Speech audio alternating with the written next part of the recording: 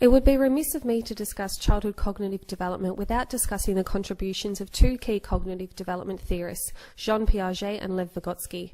Piaget suggested that children's cognitive development is a natural maturation process linked to biological development and that their ability to reason develops and changes over time. Piaget divided this process into 4 stages. During the sensory motor stage, encompassing the first 2 years of life, children use only their senses and innate reflexes to learn and make sense of their world. Occurring between the ages of 2 and 7 years, egocentrism, logical reasoning and semiotic functioning are key features of the second pre-operational stage. Thirdly, between 7 and 11 years, children progress to the concrete operational stage and are able to think about ideas using concrete materials and use logic. The formal operational stage, beyond the ages of 11 or 12, incorporates abstract ideas, logic and verbal reasoning.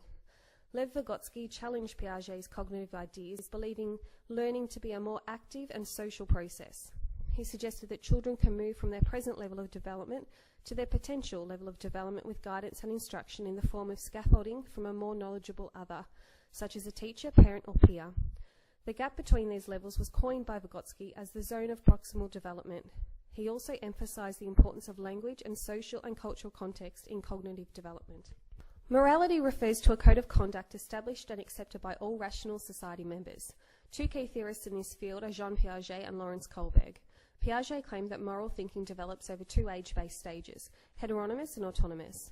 During the heteronymous stage, from birth to 9 years, children view rules as external and unalterable, while beyond 10 years, in autonomous stage, children think about morality for themselves and consider intent.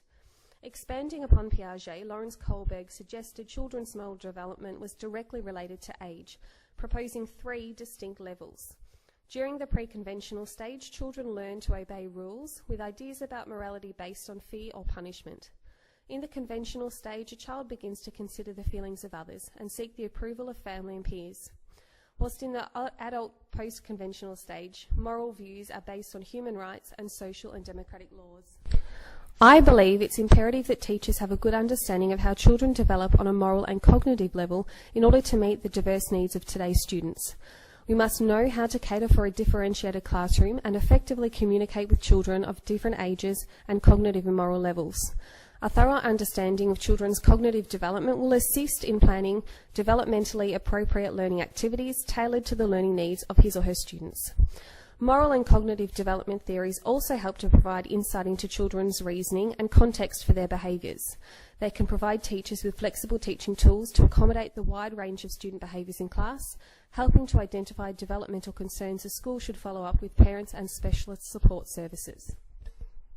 I would anticipate drawing upon my knowledge of child cognitive and moral development theories when undertaking all components of the teaching cycle, from assessing students' cognitive abilities through to planning developmentally appropriate tasks and individualised learning plans, teaching and communicating at a suitable level and evaluating the effectiveness of such activities.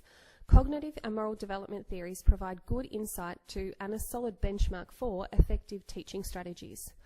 I would utilise these theories to develop student-centred strategies and individualised learning programs to cater for the diverse needs of both gifted and struggling learners in today's classroom. It would also help me to reflect upon the effectiveness of my lessons. In my role as a more knowledgeable other, I would also offer students scaffolding support as proposed by Vygotsky to assist students in their learning. Further to this, moral development theories will be of benefit regarding classroom management and pastoral care. I would use this knowledge to help students develop their own sense of morality by incorporating moral dilemma discussions in my teaching practice. It would also be important for me to recognise that young primary school children can struggle with the implications of developing a conscience and be particularly sensitive to admonishment. Being able to appropriately apply cognitive development theories in a classroom context, I believe, is a distinction that separates good teachers from exceptional teachers. An example of this might be shown in the approach one takes when teaching a grade 5 class. Central to Vygotsky's theory of cognitive development is children's interaction with his or her cultural and social worlds. As a teacher, one might design learning activities to reflect this.